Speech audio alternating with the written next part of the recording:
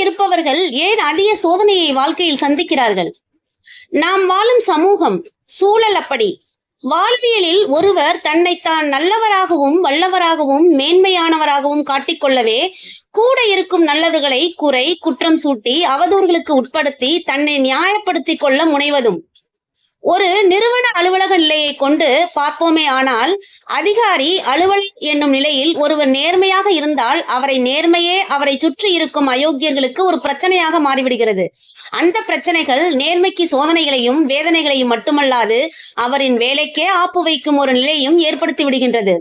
பொருளாதார நிலையை கொண்டு பார்ப்போமே ஆனால், நியாயமாக உழைத்து சம்பாதிக்கும் சம்பாத்தியம் இன்றைய வாழ்வியலுக்கு பெரும்பாலானவர்களுக்கு போதுமானதாக ஒன்றாகவும் இருப்பதில்லை. அதனால் கூட அவர்கள் வாழ்வாதாரம் சோதனைகளுக்கு உட்பட்ட ஒன்றாகவே இருந்து வருகிறது. இவ்வாறு பல்வேறு காரணிகளால் நேர்மை என்பது அயோக்கியத்தனமான சமூகத்தில் சோதனைக்கும் வேதனைக்கும் உட்பட்ட ஒன்றாகவே இருந்து வருகிறது.